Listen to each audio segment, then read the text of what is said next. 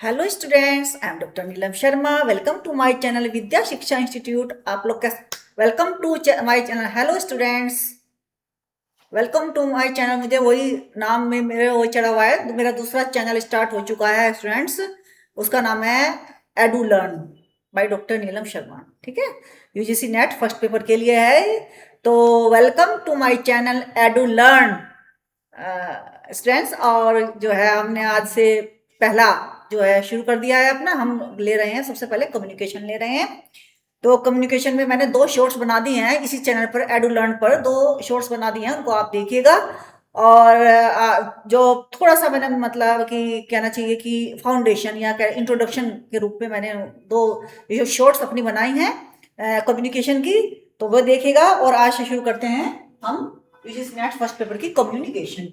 तो कैरेक्टरिस्टिक्स, तो इसकी जो कैरेक्टरिस्टिक्स ये है कि ये केवल संचार एक मानवीय प्रक्रिया है, इसलिए पशु पक्षियों को तो इससे बाहर छोड़ दिया गया है ना।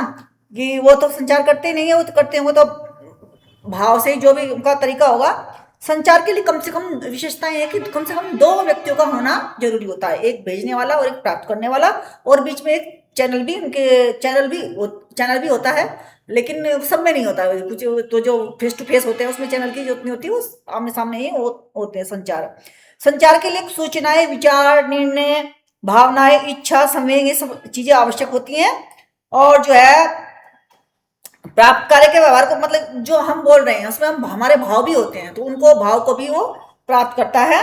संचार प्रेषक व प्राप्तकर्ता के व्यवहारों को प्रभावित करता है, अतः इसमें अंतक्रिया होती है। ठीक है, तो जो है ये इनमें जरूरत किस चीज की होती है, इनमें मैसेंजर की होती है, मैसेज की होती है, मीडियम यानी कि चैनल, जिसको हम चैनल भी कहते हैं, मीडियम को हम चैनल भी कहते हैं, चैनल भी कहते हैं, चैनल। और रिसीवर जो प्राप्त करता है फिर फीडबैक फीडबैक देता है मैसेंजर को दोबारा से। ठीक है, तो ये इस तरह से हमारे जो है ये चलती है, कम्युनिकेशन की प्रक्रिया चलती है ना। और संचार के जो है सिंपल वे में भी बताऊंगी आपको, और थोड़े डिफिकल्ट, दोनों ही तरह के वो बताऊंगी मैं आपको प्रकार। तो हम उद्देश्य देखते हैं, क्या उद्देश्य क्या है। सबसे पहले ये तो आपने देख लिया होगा यहाँ स्टूडेंट्स। अब हम बताते हैं कि इनका उद्देश्य क्या है। उद्देश्य, कम्युनिकेशन का उद्देश्य क्या है, ऑब्जेक्टिव्स क्या है, आखिरकार कम्युनिकेशन की हमें जरूरत क्यों पड़ी। तो इनके ऑब्जेक्टिव्स क्या हैं, कम्युनिकेशन के ऑब्जेक्टिव क्या हैं। तो कम्युनिकेशन के जो ऑब्जेक्टिव हैं वो है सूचना स्वयं को अद्यत रखने और निर्णय लेने के लिए सहायक होती है ना। मुख्य उद्देश्य एवं कार्य, सूचना क्या करती है, स्वयं को अद्यत रखती है, हमें अपडेट रखती है। और जो है हम हमें जो है डिसीजन मेकिंग में हमारी सहायता करती हैं। ठीक है, शिक्षा और कक्षा अनुदेश के लिए की जरूरत है कम्युनिकेशन। हमें पढ़ना है, कहीं किसी टीचर से हमें पढ़ना है, तब भी हमें जरूरत पड़ती है शिक्षा, है ना। शिक्षा के लिए, कक्षा अनुदेश के लिए, समूह में सुचारू संचालन। मान लीजिए समूह में बैठे हैं, वहां हमें संचालन करना है, मान लीजिए वो समूह ऐसा लगना चाहिए कि हाँ यहाँ कोई है, तो हमें आपस में बातचीत तो करनी पड़ेगी। तो समूह के सुचारू संचालन के लिए, प्रभावी संचालन के लिए संप्रेषण की जरूरत पड़ती है। प्रेरणा और मनोबल के लिए हम बोलकर, सारे कार्य बोलकर ही करते हैं अधिकतर। प्रेषण द्वारा इस संगठन लोगों को बेहतर इसमें स्पष्ट हो क्या किया जाना चाहिए, कितने अच्छी तरह से प्रदर्शन में सुधार के लिए, है ना। तो प्रेरणा और मनोबल के लिए हमें मोटिवेशन के लिए भी कम्युनिकेशन क्या सकता है होती है ना। ताकि मैं कुछ बोलूंगी तभी तो दूसरा कोई बोलेगा, अगर मैं नहीं बोलूंगी तो दूसरा भी नहीं बोलेगा, तो हमें एक दूसरे से मोटिवेशन और मनोबल भी मिलता है इससे। और नियंत्रण, औपचारिक अनौपचारिक व्यक्तिगत रूप से सामूहिक दोनों स्तरों पर व्यवहार नियंत्रण का कार्य करता है ना। कि इतने बोलते हैं हम, जितने हमें आवश्यकता होती है, तो नियंत्रण भी रहता है। सांस्कृतिक संवर्धन, संस्कृत समाज में सामाजिक सांस्कृतिक उसको मूल्यों को बनाए रखने, सृजनात्मक संवर्धन के लिए, है ना, ये संप्रेषण की आवश्यकता होती है। मान लीजिए हमें कहीं गैदरिंग में जाना है, कोई शादी विवाह जाना, तो वहां बातचीत करते हैं ना, कम्युनिकेशन करते हैं एक दूसरे से।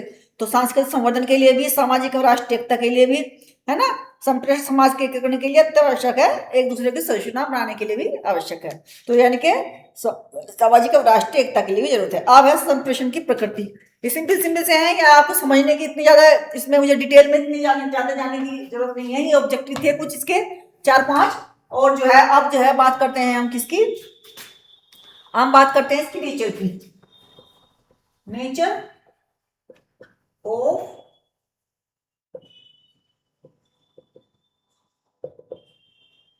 नेचर ऑफ कम्युनिकेशन, कैसे नेचर है इसकी। जो हमें दी गई है मुख्य रूप से दो दी गई है, जो है एक तो ये सबसे पहले तो डायनेमिक है, डायनेमिक है, मैंने दिया, प्रेषक ने भेजा और जो प्राप्तकर्ता ने प्राप्त किया, तो चल रही है ना, तो डायनेमिक है, डायनेमिक है। इस तरीके से संप्रेषण कौशल, आप जो है एक प्रकार का कौशल, चार अवयव होते हैं जिसके, है ना, चार अवयव होते हैं। श्रवण कौशल एक तो ये हो गया सुनने का, फिर बोलने का, वादक, है ना, वादक, इनसे जो होता है कौशल होता है उत्पन्न होता है। फिर तीसरा है हमारा लिखने का भी होता है, लेखन, है ना, कम्युनिकेशन, लेखन, पठन। तो चार प्रकार हो गए, चार जो है इसके प्रकृति है, चार तरीके से हम क्वेश्चन कर सकते हैं कम्युनिकेशन। सुनने के द्वारा भी कम्युनिकेट कर सकते हैं, बोलने के द्वारा कम्युनिकेट कर सकते हैं, लिखने के द्वारा करना, पढ़ने के द्वारा कर सकते हैं। तो चार तरीके से इसका हम कर सकते हैं। ये संप्रेषण कौशल इस तरह के होते हैं, संप्रेषण कौशल, है ना। तो जो गतिशील प्रक्रिया हो गई, संप्रेषण कौशल हो गया। अब यह आल प्रवृत्ति, इसका नेक्स्ट है हमारा आल प्रवृत्ति। आल यानी कि सर्वव्यापक। सर्वव्यापक कैसे है ये? सर्वव्यापक इस तरीके से है कि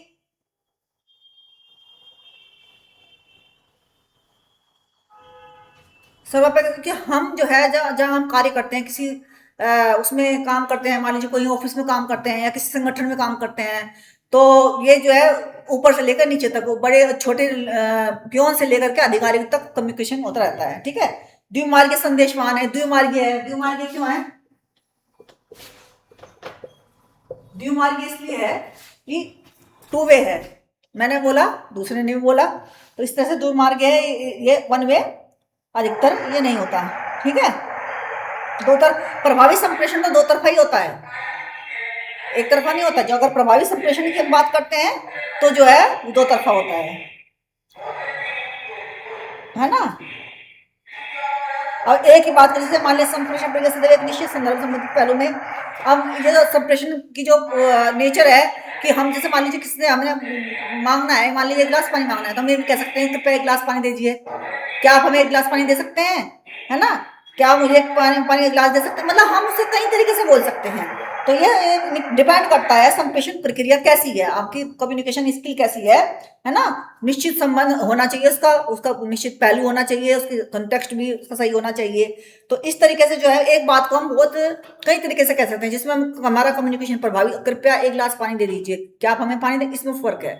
कृपया कहने से हमारी बात और ज्यादा अच्छी तरह से दूसरे तक पहुंच जाती है, ठीक है। अब जो है जैसे समरूपता, दो एक पॉइंट हो रहा है, समरूपता और अनुरूपता, है ना, क्या है इसमें, सिमेट्री और कम्प्लीमेंट्री। यदि दो छात्र जो गणित में बहुत अच्छे हैं उनके बीच एक अच्छा संप्रेषण होगा, है ना। मान लीजिए ये समरूपता अनुरूपता का मतलब है कि मान लीजिए दो एक ही सब्जेक्ट के दो स्टूडेंट, जैसे समझ लीजिए आप, मान लीजिए एक में भी एजुकेशन की होगी, दूसरा व्यक्ति भी एजुकेशन, तो हमारी आपस में बातचीत जो है सब्जेक्ट को लेकर भी गहरी हो जाती है और हमारा संप्रेषण बहुत अच्छा हो जाता है। तो समरूपता और अनुरूपता भी, यानी कि इसमें समरूपता एवं अनुरूपता भी सहायक होती है और अच्छी होती है, ठीक है। और जो है संप्रेषण सदैव संदर्भ में होता है, जैसे संप्रेषण जो है सदैव संदर्भ में होता है, क्योंकि कोई ना कोई कॉन्टैक्ट होता है जब संप्रेषण होता है। जैसे भौतिक संदर्भ, जैसे मान ली कक्षा कक्ष में संप्रेषण कहाँ होगा, कक्षा कक्ष में होगा, यानी कि यहाँ घर में भी हम संप्रेषण करते हैं, किसी कक्षा में होते हैं। भौतिक संदर्भ की मनोवैज्ञानिक दशा की भी इसमें इंपोर्टेंस होती है, जैसे कि किसी का मानसिक जो वो है कैसा है।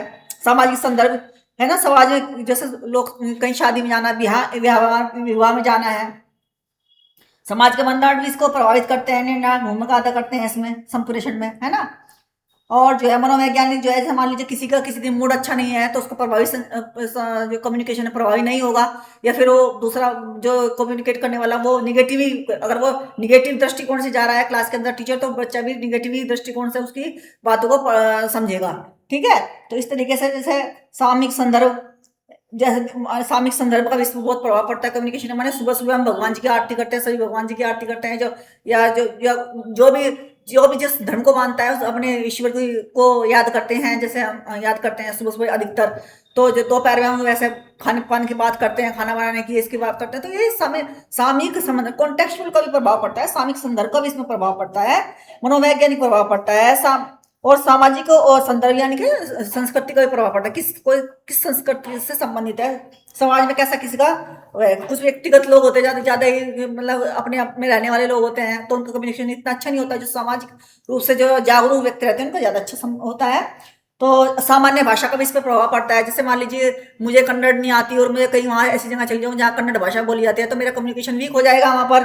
भाव प्रदर्शन, मान लीजिए मैंने किसी को गुस्से में कहा, तो वैसे गुस्से में ही उसको कम्युनिकेशन, मान लीजिए गुस्से में कम्युनिकेशन किया तो दूसरे को भी गुस्से में ही वो कम्युनिकेशन होगा। तो उसमें जो भाव का भी बहुत महत्वपूर्ण, भाव का भी बहुत ध्यान दिया जाता है, भाव के ऊपर भी। गुस्से का गुस्से में ही जाएगा कम्युनिकेशन।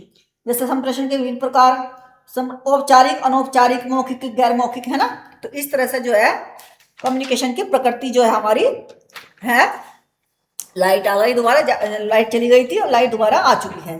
तो विभिन्न प्रकार हैं, टाइप्स हैं। तो हम विभिन्न प्रकार में कौन से देखेंगे, हम देखो कितनी तरह का होता है अभी दिखाते हैं हम आपको। प्रकार कितने, तो प्रकृति हो गई आपकी। अब देखते हैं हम प्रकार कितने प्रकार के होते हैं। कम्युनिकेशन जो है, ये कम्युनिकेशन ऑब्जेक्टिव हो गए। अब कम्युनिकेशन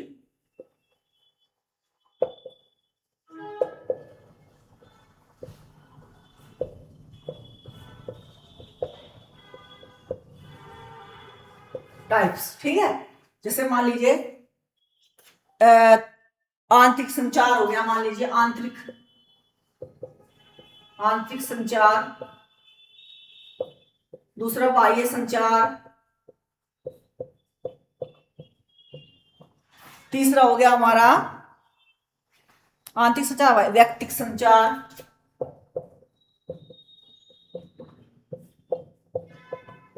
संचार, और ये तो मैं हल्के रूप में बता रही हूँ, ये थोड़ा विस्तार से बताऊंगी मैं।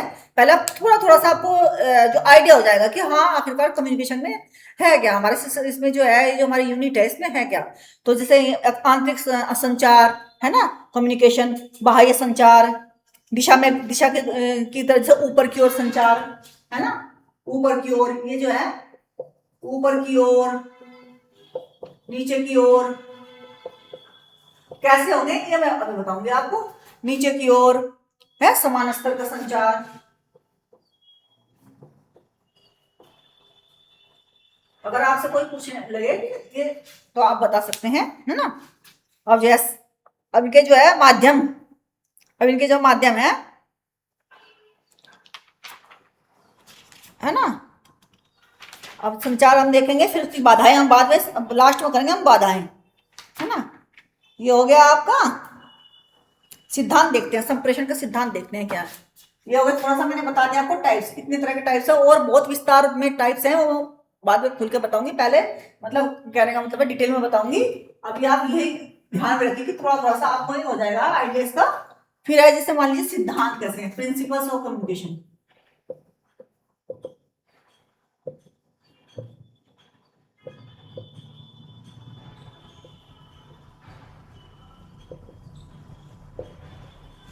प्रिंसिपल्स ऑफ कम्युनिकेशन, है ना।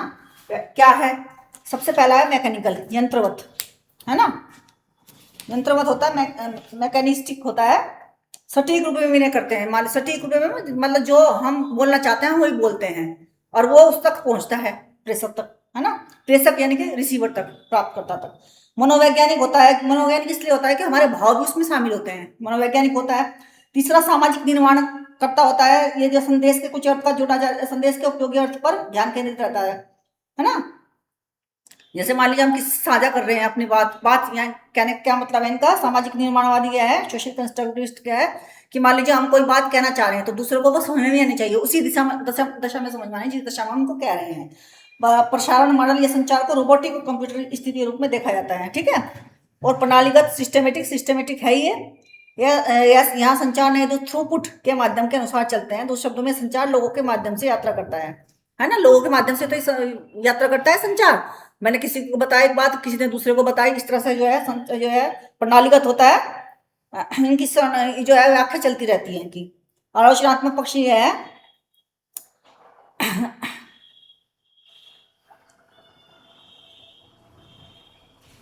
आलोचनात्मक पक्ष ये है कि ये जो थोड़ा जो है सामाजिक समूह की शक्ति उत्पीड़न के स्रोत के रूप में देखा जाता है। क्योंकि बहुत सारे मान लीजिए जब निगेटिव जो कुछ बहुत सारे लोग निगेटिव वो कमेंट्स करते हैं तो ये आलोचनात्मक उसके रूप में भी देखा जाता है। बहुत सारे मान लीजिए बहुत सारे लोग बैठे हैं कुछ गलत किसी को कमेंट पास कर रहे हैं या वैसे भी बहुत, तो ये भी गलत जो है आलोचनात्मक पक्ष भी इसका एक है, ठीक है, कम्युनिकेशन का। तो जो है अब हम बात करेंगे, ये मैंने बता दिया आपको। अब जो है संचार के कितने माध्यम है संचार के, ये भी हम करेंगे, है ना।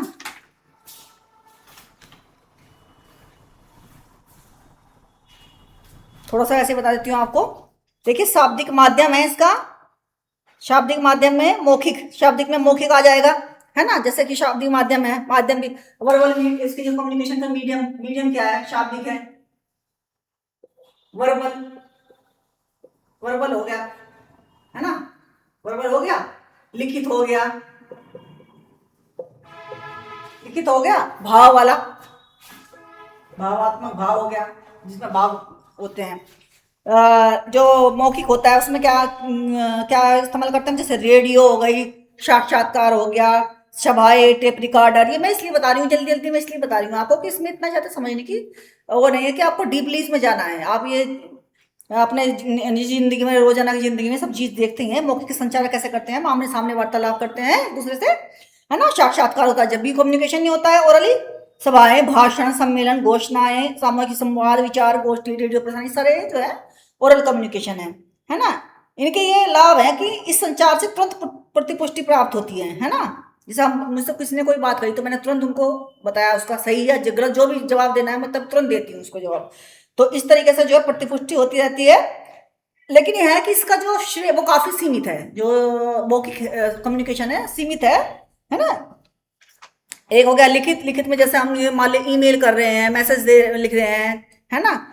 जो है आज के ज़माने में तो जितने भी ईमेल होते हैं, मैसेज होते हैं, ये सब ये जो है कूट भाषा का कूट संकेत, ये जितने लिखित होते हैं।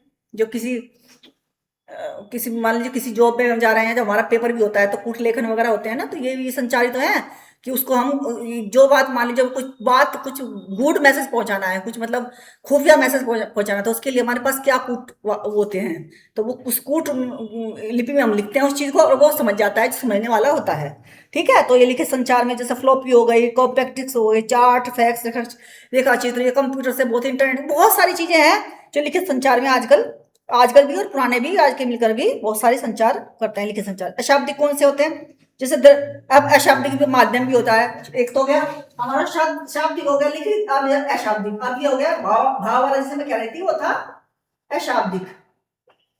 अशाब्दिक, अशाब्दिक कैसे था ये है दृश्य संकेत, श्रव्य संकेत, है ना। ढोल नगाड़ा अशाब्दिक, सुन ढोल नगाड़ा, ये अशाब्दिक, नगाड़ा, सायरन, हुटर, चित्र, पेंटिंग, रेखा चित्र, नक्काशी, ये हो गए। दैहिक शरीर, ये जो है शरीर संचालन, भंगिमा, जो भाव मैंने बताया था ना, भाव जो होते हैं हमारे, है ना। या फिर स्वर का उतार चढ़ाव, अपराह, ऊंची आवाज, धीमी आवाज, ये सब, है ना। माध्यम के आधार पर अगर देखने लगे ना तो जो है 3 प्रकार के हैं, श्रवणात्मक संचार, दृश्यात्मक, श्रवणात्मक और माध्यम। जो सुन के द्वारा हम संचार करते हैं, जैसे रेडियो, टेलीविजन, प्रसारण, ये सब दृश्यात्मक, लिखित आदेश, परिपत्र, रिपोर्ट, पुस्तिकाएं, विवरण। श्रवणात्मक फिल्म, टेलीविजन, श्रवणात्मक तो दोनों में फिल्म टेलीविजन है ही।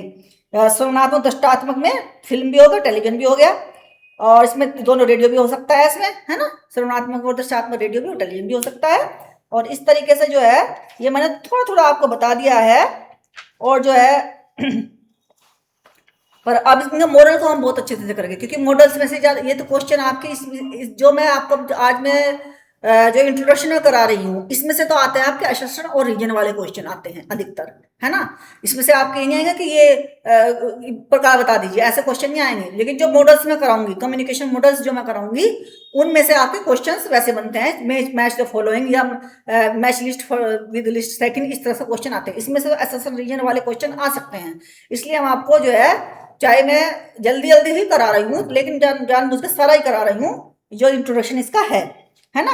जैसे इसकी बाधाएं कैसे होती है, मनोवैज्ञानिक अवरोध, जैसे मान लीजिए हम बात कर रहे हैं लेकिन हमें रुचि नहीं है बात करनी, मनोवैज्ञानिक अवरोध कैसा हो जाएगा? मान लीजिए प्रभावी संचार में बाधाएं हैं, जैसे प्रभावी संचार है ना, प्रभावी संचार में बाधाएं कौन सी होंगी? मान लीजिए मेरा मूड नहीं है बात करने का और कोई हमसे बात कर रहा है तो मैं बात कर नहीं पाऊंगी, इतने प्यार से बात, इतने अच्छी तरीके से बात नहीं कर पाऊंगी, उसे भी थोड़ा सा उबाऊपन महसूस होगा दूसरे व्यक्ति को भी।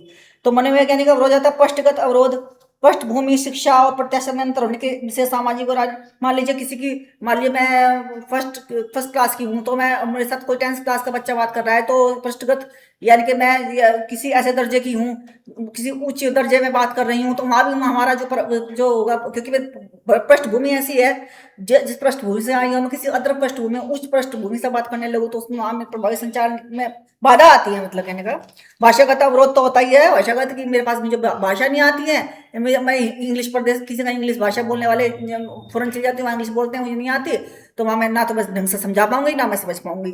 भौतिक तो ये होता है जैसे शारीरिक दोष, मान लीजिए टंग में कोई दिक्कत है टंग में कोई दिक्कत है, शोर आ गया है, बहुत नॉइज है आपस में, ये भाषागत है ना, दूरी है, ये दूर बहुत दूर खड़ा हुआ है कोई व्यक्ति, मैं यहाँ से बात कर रही हूँ तो सुनाई नहीं देने का, उसमें डिस्टर्बेंस होगा, तो जो है इस तरह से होता है।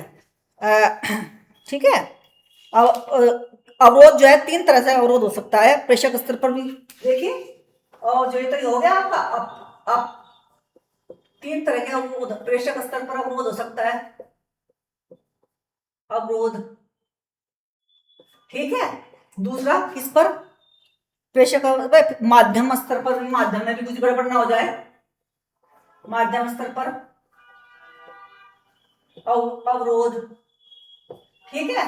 तीसरा प्राप्तकर्ता के स्तर पर, प्राप्तकर्ता यानी कि रिसीवर,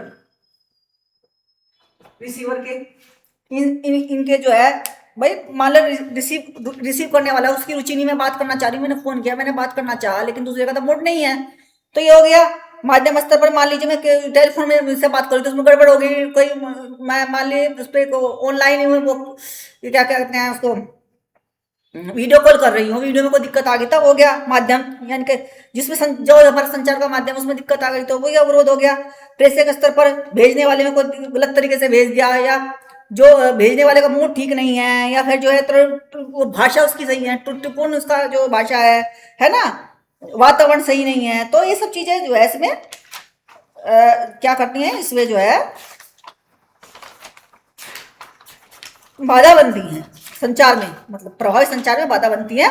और अब मैं आपको कराऊंगी, तो मैंने थोड़ा सा इंट्रोडक्शन आपको बता दिया है, अब जो असली मेन मुद्दा है इसका ये मैं बताऊंगी, फिर मैं आगे बहुत जो है वर्गीकरण है इसका, बहुत जो है क्या नाम, संप्रेषण के जो प्रकार है और बहुत एक्सप्लेन करके, एलोबोरेटली में एक्सप्लेन करके बहुत डीपली मैं आपको बताऊंगी कि प्रकार कितने हैं, क्वेश्चंस आते हैं, ठीक है।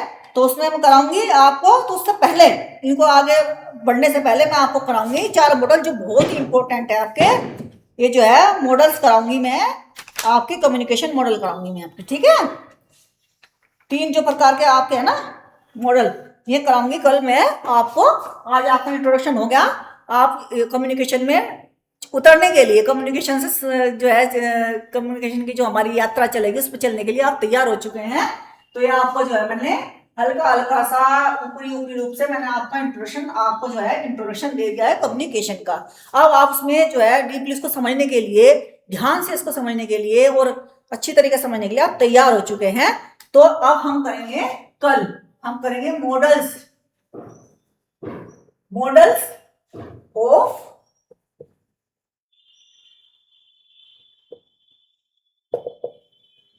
मॉडल्स ऑफ कम्युनिकेशन करेंगे। 3 तरह के मॉडल हैं, ठीक है, कल ही कराऊंगी आपको। 3 तरह के मॉडल्स हैं, ठीक है, जिन्हें बोलते हैं लीनियर, इंटरेक्टिव, ट्रांजैक्शनल मॉडल।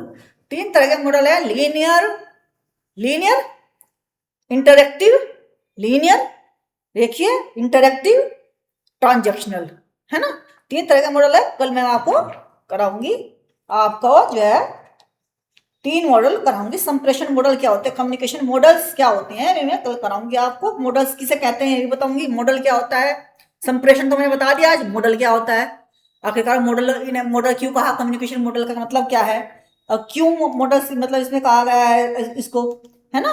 तो ये मैं कल आपको बताऊंगी। मॉडल तो आप पढ़ते हुए आ रही हैं, बीएड में पढ़ा होगा, बीटीसी में अगर किसने की हो बीटीसी में पढ़ा होगा, एमएड में पढ़ा होगा मॉडल। लेकिन अगर आपको और जानना है तो मैं आपको मॉडल के बारे में बताऊंगी, क्या होता है मॉडल। और जो है कम्युनिकेशन का मैंने बता ही दिया, संचार है ना। फिर कम्युनिकेशन मॉडल क्या होता है, दोनों को जोड़ दो, मॉडल को भी जोड़ दो, कम्युनिकेशन को भी जोड़, देखो क्या होता है कम्युनिकेशन मॉडल क्या होता है। ठीक है, इस तरह से बताऊंगे। यूजीसी वो respect your teachers, respect your parents, अपनी सेहत का ख्याल रखिए, हार्ड वर्क जरूरी होता है, स्मार्ट वर्क भी जरूरी है आज के टाइम में। तो अपनी जो आप पढ़ रहे हैं अब तैयारी की, जून में आपका सिलेक्शन अवश्य हो जाएगा, ऐसी कोई बात नहीं कि होगा नहीं, आप मेहनत करेंगे तो अवश्य होगा और डेफिनेटली होगा। और जो है बाय बाय।